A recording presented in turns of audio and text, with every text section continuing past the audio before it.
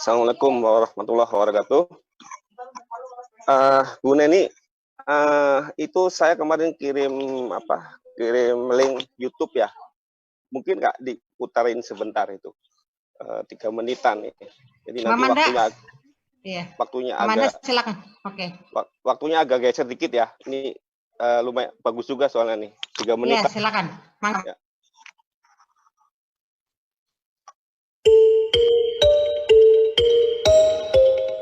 YouTube channel. Journalists who are watching it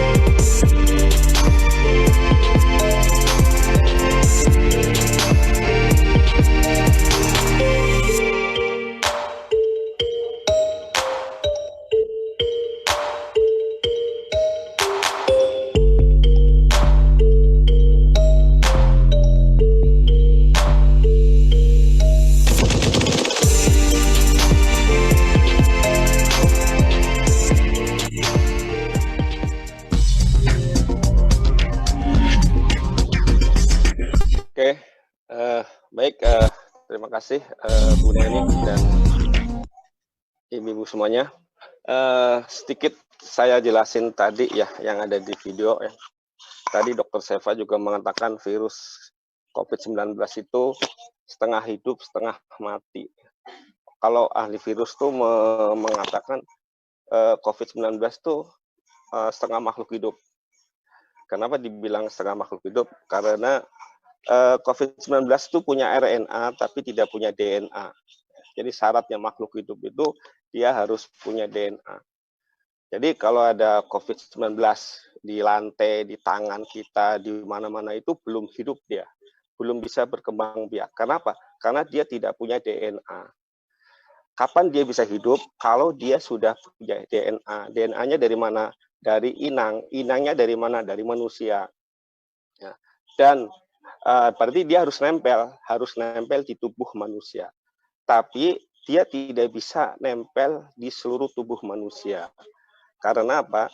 Karena sel yang cocok buat dia itu adalah sel yang bentuknya kubus yang adanya di saluran pernapasan manusia. Ya, makanya istilahnya kalaupun kita pegang corona ya, kita pegang nih corona ya. Sepanjang itu kita tidak ngupil atau tidak makan ya, tidak megang-megang ini, maka tidak akan tertular. Makanya protokol kesehatan itu tutup mulut kita ya, kalau bisa mata kita pakai kacamata ya, jangan sampai nempel di situ ya. Tutup mulut, tutup hidung, cuci tangan, jaga jarak dan sebagainya. Nah, ketika tadi dijelaskan di sana ya, ketika corona nempel di saluran pernapasan kita, dia sudah hidup, dia akan mereplikasi ya, menduplikasi ya, memperbanyak dirinya terus ya, dan sel yang ditempelin dia itu akan rusak. Itu yang membuat kita sakit, tenggorokan kita sakit, batuk-batuk dan sebagainya. Ya, itu terus. Kalau sistem imun kita tidak bisa mencegah itu, maka si COVID ini akan terus bertambah banyak. Ya. Tapi kalau sejak dia masuk ya, makanya nanti respon tubuh kita itu akan mempengaruhi kita itu nantinya seperti apa nih. Jadi kalau si COVID masuk ke tubuh kita, sistem imun kita bagus, dihalang-halangi dia, bahkan dihajar dia ya, maka apa? Dia tidak bisa mereplikasi dirinya, tidak bisa memperbanyak diri ya, tidak akan muncul gejala. Nah, itu yang disebut orang OTG itu. Dan itu nanti tinggal tunggu saja mati sendiri ya. Kalau umurnya 14 hari, maka ketika dia masuk tanggal 1, tanggal 15 itu dia akan sembuh, dia akan mati sendirinya. Tapi kalau si COVID itu tidak bisa dihalangi, kalau sistem imun kita lemah, tidak optimal kerjanya ya, maka si COVID itu terus akan memperbanyak diri dan memenuhi seluruh saluran pernapasan kita sampai ke paru-paru. Tadi di video tadi disebutkan ya, sampai ke paru-paru. Di paru-paru itu ada yang namanya alveoli. Alveoli itu tempat pertukaran antara oksigen yang kita ambil saat menarik nafas dengan CO2 yang kita keluarkan ketika kita bernapas ya. Itu pergantiannya di situ. Nah, kalau COVID-19 itu penuh di situ, maka tidak terjadi proses pertukaran itu. Kita tidak bisa bernapas. Itu yang namanya gagal napas. Makanya tadi di video tadi disebutkan orang yang seperti itu akan ditolong pernapasannya dengan dimasukin selang ya yang isinya oksigen, ya, dibantu ventilator. Dan itu gejala yang berat ya. Baik, itu kira-kira seperti itu. Sekarang kita sampai ke slide-nya, tolong operator di slide-nya bisa dilihatin. Pak Amanda, silakan ditayangkan slide-nya. Nah, sistem imun itu kita disebut imun dari awal ya. Kita sebut imun kalau Kalau kita kebal, istilahnya kan kebal ya. Tapi kita sekali lagi kita jangan bicara sistem imun dulu. Yang pertama kali adalah protokol kesehatan ini harus kita terapkan dulu. Ya. Jangan sampai COVID-19 masuk ke tubuh kita. Ya. Walaupun resiko kematiannya lebih kecil. Jadi sebetulnya COVID-19 itu kan tadi disebutkan juga Dr. Seva tidak lebih kuat dari corona yang lainnya, tapi penularannya tinggi. Ya. Itu di gambar yang sebelah yang ada kuning-kuning itu contoh sistem imun kita memakan patogen, ya, virus dimakan sama dia. Jadi nanti kerjanya macam-macam ya yang dilakukan oleh virus untuk menghalangi yang dilakukan oleh sistem imun dalam menghalangi virus. Nah, bagaimana dengan Rasulullah ya berikutnya ya. Slide berikutnya, kita tahu bahwa Rasulullah itu kan tidak pernah sakit ya, tidak pernah sakit. Ya. Kita dengar Rasulullah itu sakit 2 kali. Yang pertama ketika didekap sama malaikat Jibril, ketika turun wahyu, dipeluk ketakutan sampai demam. Ya. Itu yang pertama. Yang kedua Yang kedua ketika Rasulullah menjelang wafat. Ya. Sakaratul maut itu kan semua orang juga sakit. Jadi Rasulullah itu tidak pernah sakit. Artinya apa? Artinya Rasulullah itu berarti punya kekebalan terhadap penyakit. Ya. Padahal Rasulullah itu seperti kita. Itu di ayatnya kan disebutkan bahwa Rasulullah itu manusia seperti kita. Ya. Dia juga berjalan di pasar, dia bertemu dengan orang, dia bertemu dengan bakteri, dia bertemu dengan virus dan sebagainya. Tapi sistem tubuh Rasulullah itu bagus. Ya. Sistem imun Rasulullah itu bagus sehingga virus dan segala macam itu walaupun masuk dia bisa tahan dengan sistem imunnya. Itu bukan berarti itu kan Rasul kan Rasul mungkin tubuhnya lain ya. Kan di Al-Quran disebutkan Rasul itu manusia biasa seperti kita ya. Dia berjalan di pasar juga, dia makan seperti yang kita makan ya. Jadi tubuhnya sama aja ya, tubuhnya sama aja. Rasul tuh nggak kebal dari sananya ya. Rasulullah tuh darahnya sama dengan darahnya kita. Ya, struktur tubuhnya, proteinnya itu sama dengan kita. Tetapi Rasulullah memang punya imunitas yang bagus. Kenapa? Karena ya, hidupnya Rasulullah itu beda dengan hidupnya kita. Ya. Jadi sekali lagi Rasulullah itu punya kebal itu bukan karena apa? Bukan karena Rasulullah diciptakan dengan bentuk bahannya berbeda dengan kita. Tidak. Ya, Rasulullah itu punya kekebalan dari penyakit karena apa? Karena pola hidupnya bagus. Ya, Rasulullah itu ketika dilemparin batu berdarah di Taif. Rasulullah itu ketika kena tombak dia berdarah. Ya, berikutnya slide berikutnya kita lihat bahwa yang segitiga mana sebelum ini ya. Yang atasnya, yang sebelumnya, yang tadi segitiga.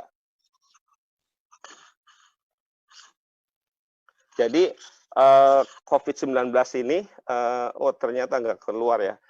COVID-19 ini kan tidak ada obatnya ya, Bu, ya ibu-ibu semuanya ya. Obatnya itu sebetulnya ada, yaitu sanitizer sama desinfektan, itu obatnya ya. Tapi kan kalau itu masih di luar, itu obatnya. Kalau itu masih di luar tubuh kita, obatnya adalah sanitizer, kemudian disinfektan. Ketika COVID-19 sudah ada di tubuh kita, kan tidak mungkin kita minum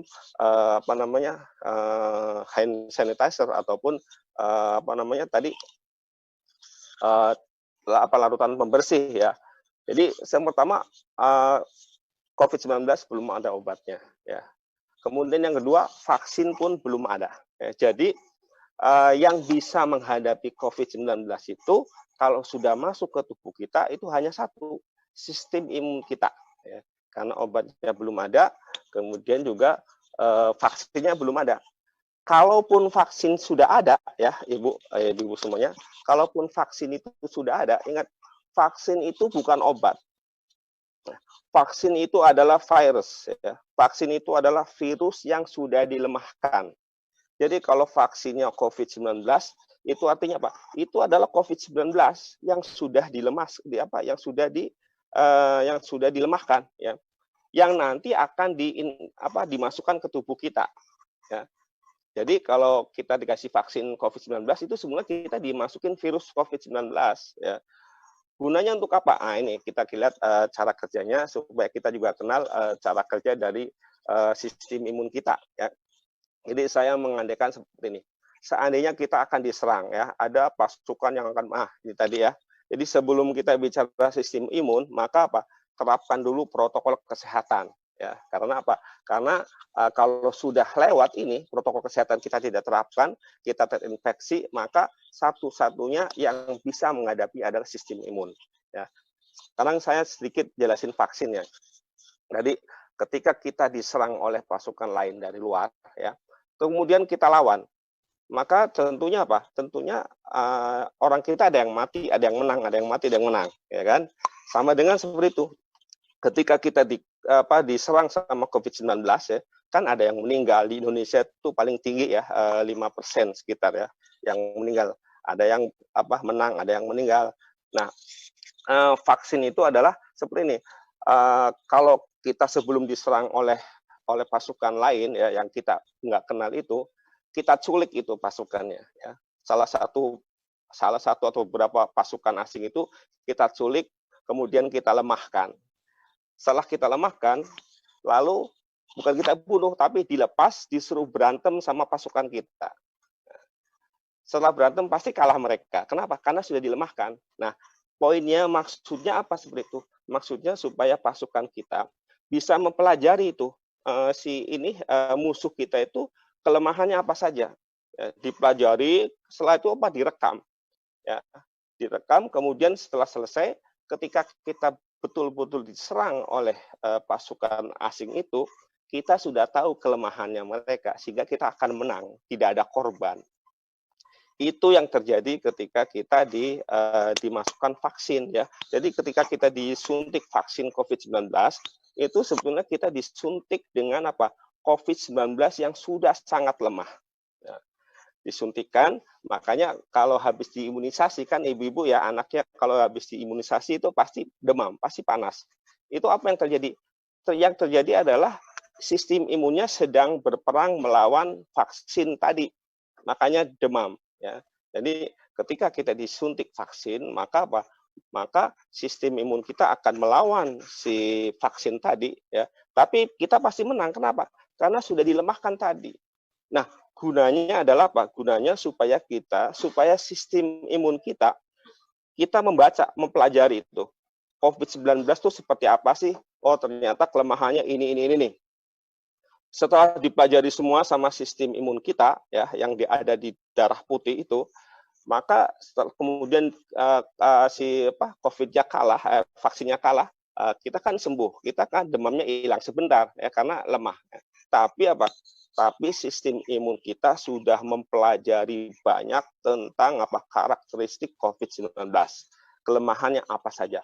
Lalu akan direkam sama sel memori yang ada di limfosit.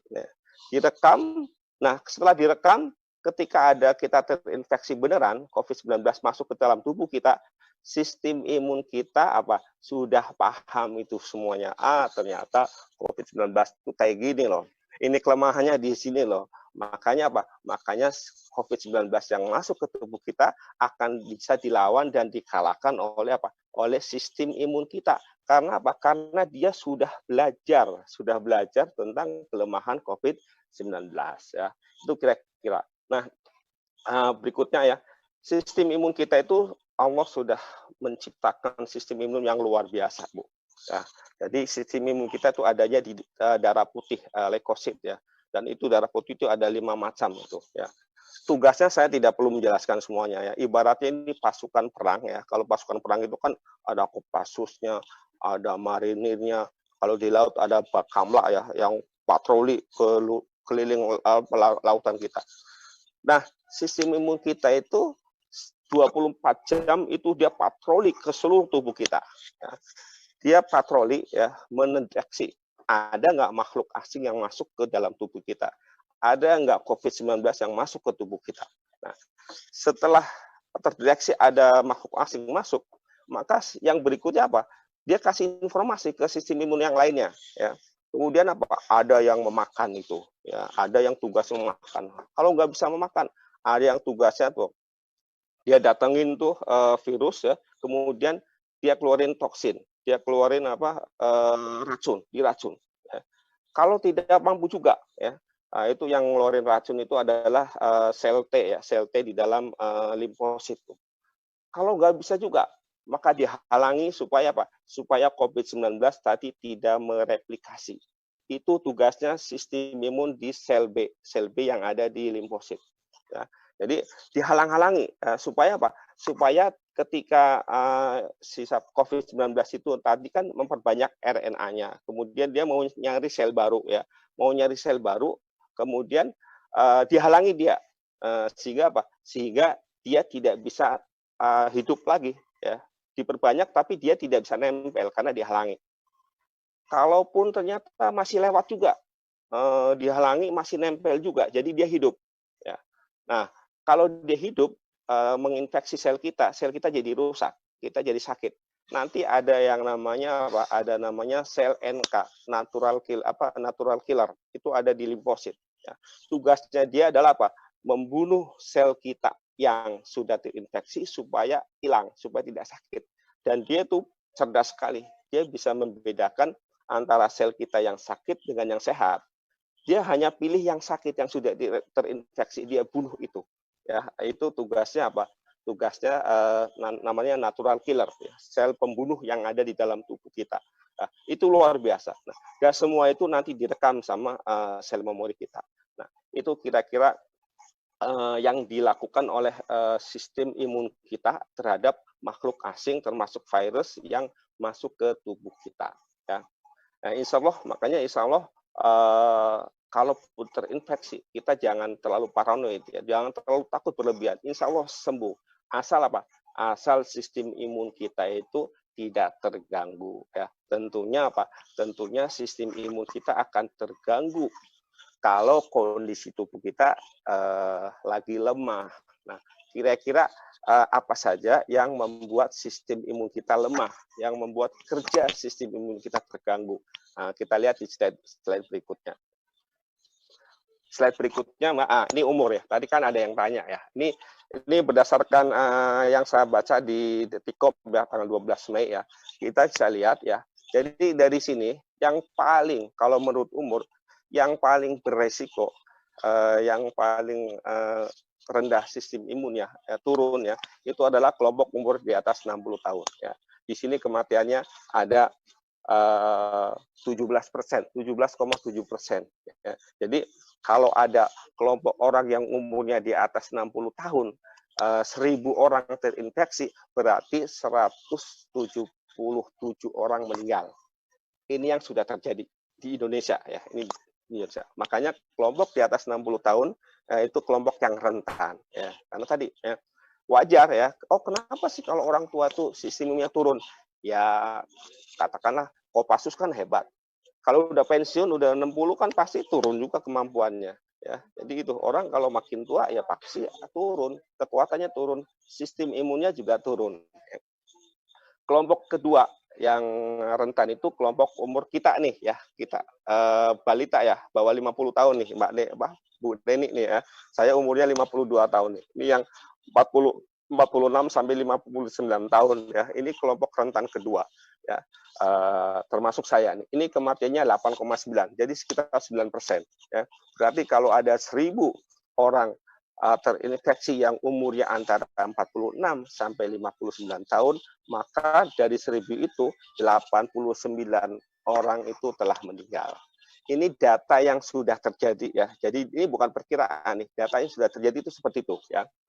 Nah, yang kelompok yang tiga itu adalah balita nih. Tadi kan ada yang nanya yang balita nih. Jadi balita itu yang 0,0 sampai 5 tahun umurnya itu 2,49 atau 2,5% ya.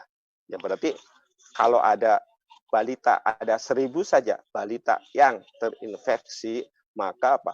Maka sekitar ada 25 orang balita meninggal ya. Berarti apa?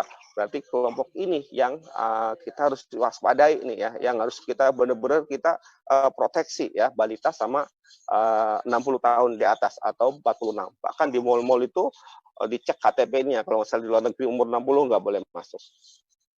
Tapi bukan berarti kelompok yang muda-muda itu, oh berarti kan kita kecil ininya, sembarangan kemana-mana. Ya.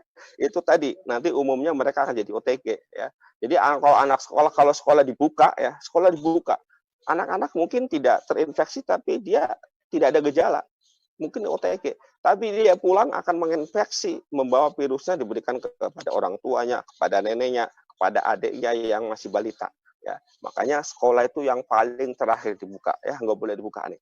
Nah, ini saya nih lagi buka sekolah nih, ya di kampus ini ada tes masuk nih sudah 1 minggu nih, tiap hari ketemu sama orang, ini rentan juga, ya. Oke, berikutnya, ya. Berikut itu tadi berdasarkan apa? Berdasarkan umur ya. Slide berikutnya ya. Sekarang berdasarkan penyakit penyerta, komorbid ya. Jadi orang kalau punya penyakit penyerta itu juga membuat imunitasnya turun ya. Ya logikanya begini aja ya. Tadi tentara hebat, kuat, masih muda, kalau sakit gimana? Ya pasti turun imunitasnya, pasti lemah itu kan. Karena dia lagi sakit. Nah, penyakit penyerta yang resikonya besar itu ya dia di antara penyakit ini Bu ya, darah tinggi, kemudian diabetes. Darah tinggi termasuk stroke ya, kalau biasanya darah tinggi ya nanti ujung-ujungnya stroke ya, darah tinggi, kemudian diabetes, kemudian jantung, penyakit jantung. Nah, dari data yang sudah ada ya, dari data yang sudah terjadi ya, yang paling tinggi itu adalah hipertensi ya. Jadi komorbid yang resikonya besar ya. Jadi kalau ada komorbid kemudian dia terinfeksi maka resikonya lebih besar ya. Jadi ada orang yang terinfeksi meninggal itu 14% dari hipertensi, kemudian diabetes 11%, jantung 7%. Ini kalau komorbidnya sendiri, tapi ada yang komorbidnya itu ini double ya. Komorbidnya double ya berarti apa? Berarti resikonya makin besar ya. Jadi dia udah hipertensi, kemudian diabetes lagi ya. Udah hipertensi, diabetes, berarti makin resiko makin besar. Umurnya sudah 70 tahun lagi ya. Maka imunitasnya makin, jadi kalau terinfeksi makin tinggi dia peluangnya apa? Peluangnya akan meninggal ya. Kalau seperti itu. Ya. Kita tinggal lihat aja kita tuh sekarang posisinya di mana nih ya. Posisinya kita umurnya 52 tahun. Ada komorbid enggak? Kalau udah 52 tahun ada komorbid, ada resiko satu. Ya, kemudian ada komorbid, ada resikonya. Ya. Kemudian ada lagi nanti, ternyata kita nggak jarang olahraga, resikonya akan nambah lagi. Ya. Jadi itu kira-kira komorbid ya. Komorbid itu akan menurunkan imunitas kita. Jadi orang yang ada komorbidnya, maka imunitasnya akan turun. Jadi potensinya kalau tertular, kemudian dia meninggal, itu makin tinggi. Ya. Sekarang berikutnya, slide berikutnya.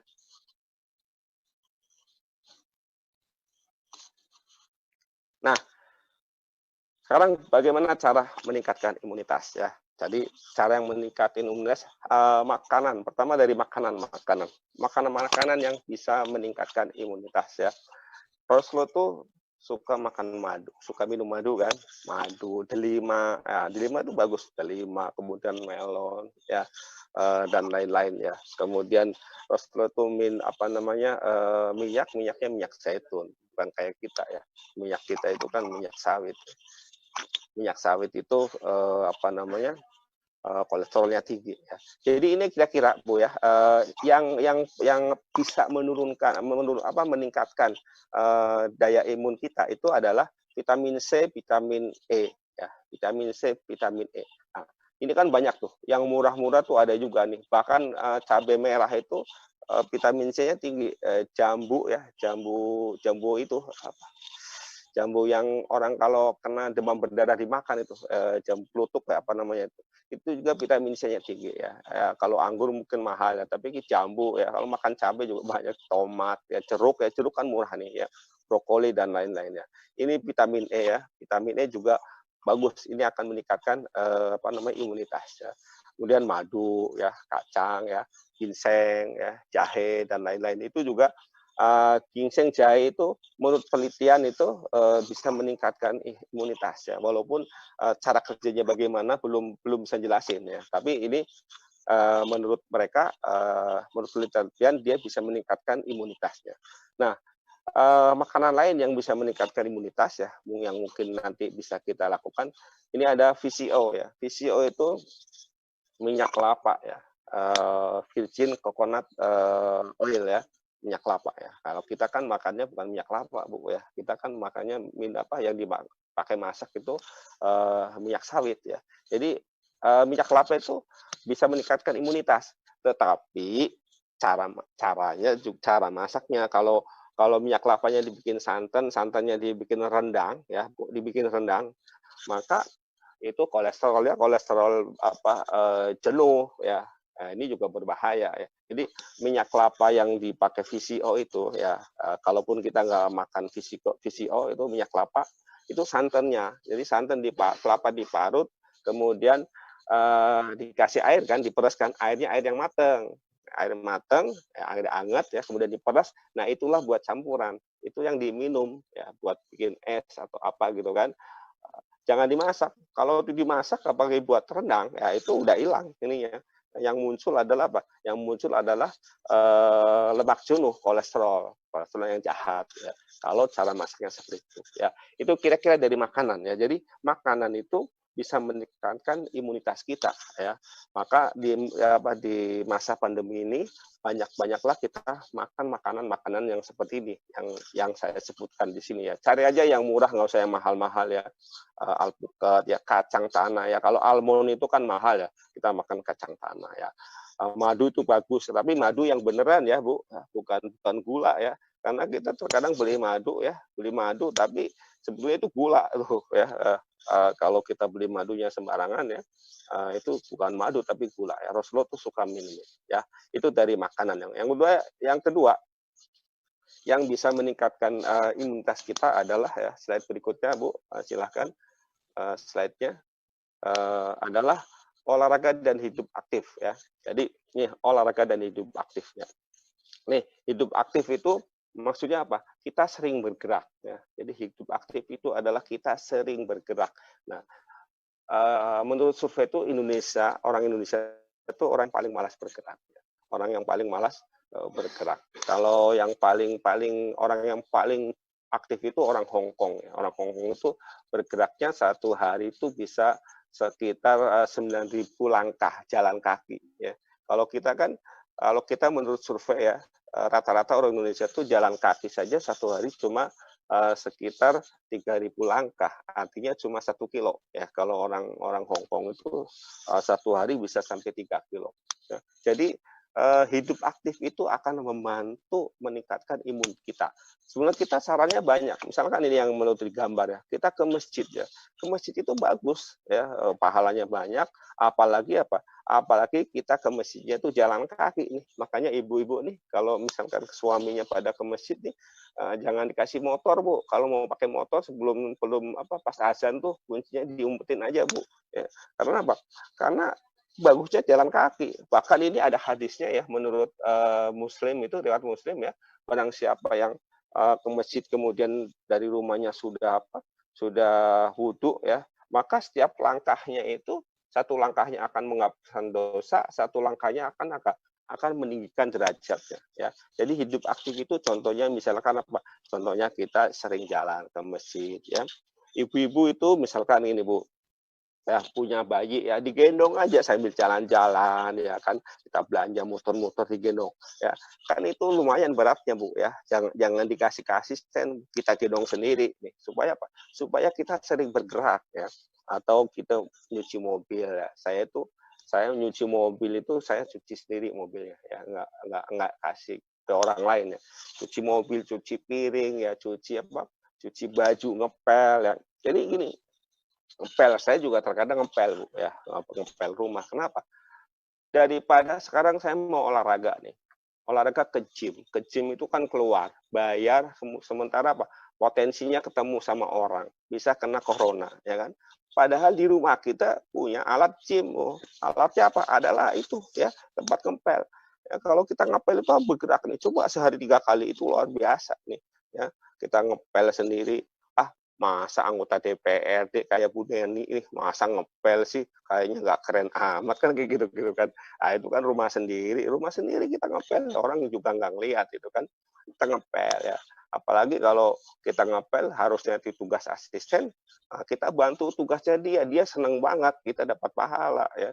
Apalagi nanti asistennya ngasih doa ke kita, ternyata ibu kita itu Umi kok baik sekali ya, ngepel sendiri dan sebagainya. Padahal apa? Padahal itu sarana kita hidup aktif ya.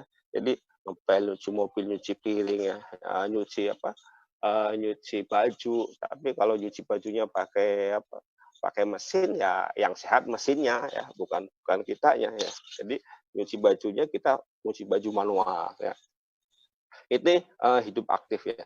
Kalau kurang ya, karena menurut orang Indonesia itu kan hidupnya pasif ya. Sekarang kan kita apa-apa di masa pandemi ini ya Bu ya, mau makan tinggal pencet handphone ya. Berapa menit kemudian di pintu gerbang ada orang ngirim makanan ya. Jadi semuanya itu dibantu dengan teknologi, sehingga hidup kita itu jadi pasif, kurang bergerak ya. Makanya imunitas kita rendah, udah kurang bergerak, sementara kita nggak mau olahraga ya. Padahal tuh olahraga ini menurut gambar ya, di dalam kamar pun kita bisa olahraga Bu ya.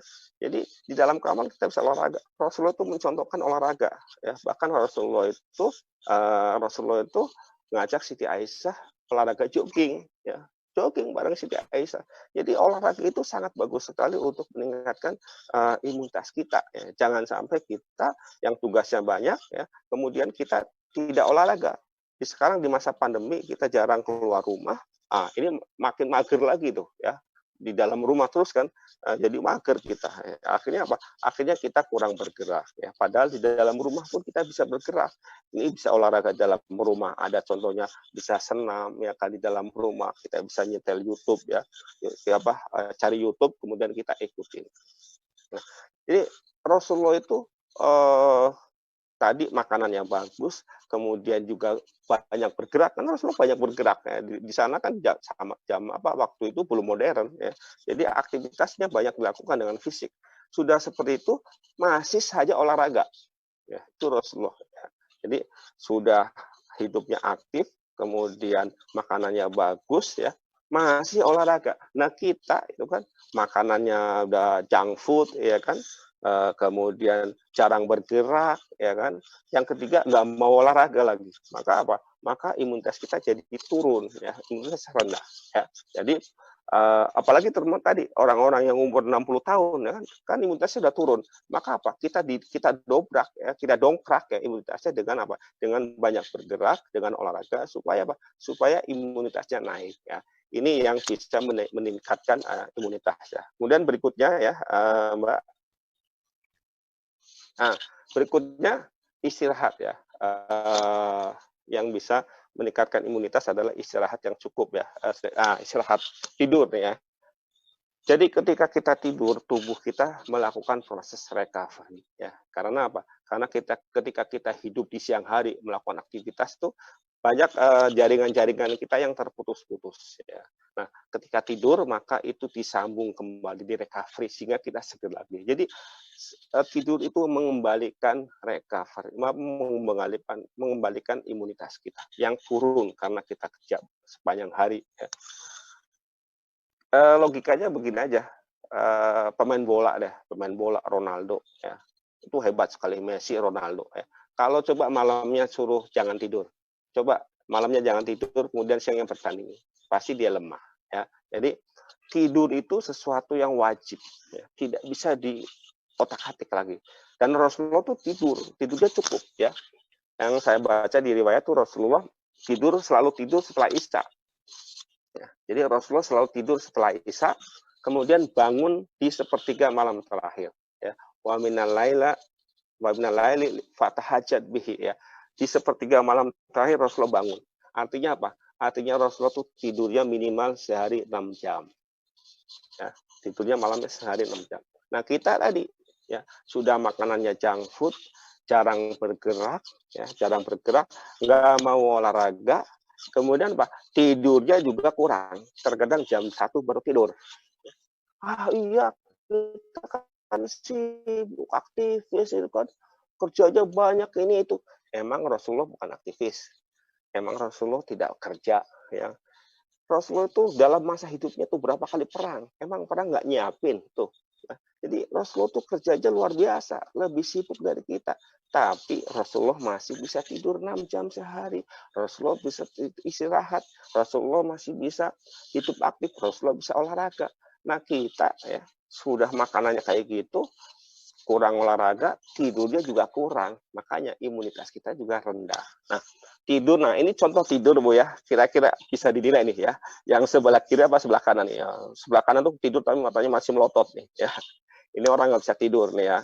Jadi tidur yang paling bagus ya, tidur efektif itu ibaratnya begini. Kalau kita lagi tidur ya, kemudian dibangunin sampai 3 kali, bangun, kagak bangun juga, bangun, nah 3 kali, nggak bangun juga nih. Itu artinya apa? Kita tidurnya sempurna. Ya, karena tidur kan ibaratnya orang mati, benar nggak? Tidur kan ibaratnya orang mati. Orang mati nggak bisa diapa-apain tuh, ya dibangun aja susah. Jadi kalau kita tidurnya ya mungkin menengkur kali ya, tapi menengkur efeknya ya. Jadi kalau kita tidur ya, contoh dibangunin agak susah, itu artinya kita tidurnya bagus, kita istirahatnya sempurna ya. Tetapi kalau tadi ya, ini sebelah gambar satunya, tidur ada cicak bunyi aja apa kita bangun, ada orang ada kereta lewat kita bangun, ada mobil lewat depan rumah kita bangun. Ah itu berarti istirahat kita sempurna ya. Tidurnya kurang bermanfaat kalau seperti itu ya. Jadi tidur itu harus yang cukup, dan itu akan mengembalikan tubuh kita, akan meningkatkan, mengembalikan imunitas tubuh kita ya. Berikutnya ya ibu-ibu, setelah tidur, nah ini sebaliknya nih ya, kalau tidur tadi bisa meningkatkan imunitas, nah sebaliknya nih ya, rokok ya, ini sih saya pikir kita tidak lah ya, ada rokok, ada kayak gini-gini lah, saya nggak usah jelasin nih, sering minum obat ya, slide berikutnya Bu ya. Ini obat-obatan juga, ini termasuk obat-obatan yang untuk penyakit, Bu. Kalau kita terlalu sering minum obat itu juga menurunkan imunitas kita nih. Ya, kalau kita sering minum obat ya. Ini akan menurunkan imunitas ya. Jadi kita ya keluarga kita insya Allah terhindar dari 3 ini, kecuali kalau yang sakit ya. Habis sakit kalau terus-terusan ya tadi bisa imunitas kita bisa turun ya. Nah, terakhir satu lagi ya yang harus kita hindari ya, supaya imunitas kita tidak turun ya, adalah ini ya, jauhi stres ya. Stres ya, berikutnya ya, slide berikutnya, kita jauhkan kita dari stres ya. Jadi enggak, saya itu enggak pernah stres. Semua orang, hampir orang, sebagian besar orang tuh mengalami stres. Cuma ya tingkat stresnya itu berbeda-beda ya kan. Ada alat ukurnya nih ya. Tingkat stresnya berbeda-beda. Kita itu juga pernah mengalami stres, cuma tingkat stresnya berbeda-beda ya. Ada yang sampai seperti ini teriak-teriak ya. Ada yang cuma duduk aja ya. Ada yang macam-macam ya. Stres. Ini ya, kalau stres itu juga bisa menurunkan apa? Bisa menurunkan tingkat imunnya dia kalau dia sering stres. Ya. Padahal ada hadis Nabi itu kan yang diriwayatkan oleh Muslim itu kan ya, ajabalil amri Muslim ya, luar biasa orang alil amri mukmin ya, luar biasa orang mukmin itu, orang yang beriman itu semua urusannya khair, semuanya baik-baik saja ya. Kalau dia dikasih kesenangan dia bersyukur, kemudian dia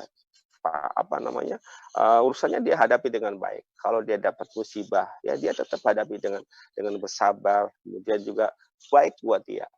Inilah orang yang beriman. Orang beriman itu kullu khair ya. Jadi kalau orang kita menganggap semua ini datangnya dari Allah ya, maka dia akan terima itu dengan lapang dada, entah itu musibah, entah itu kabar baik, dia terima dengan baik, akhirnya dia nggak stres ya. Nah, untuk mengurangi stres ya banyak ibadah saja. Kan prinsipnya gampang ya. Ala bi dzikrillah tatma'innul qulub ya.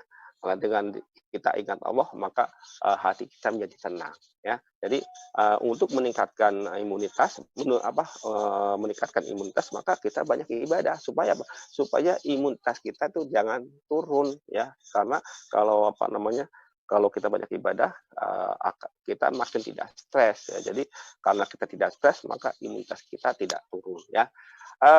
Kira-kira seperti itu yang bisa saya sampaikan ya. Mungkin bisa kita sambung ya dengan tanya jawab.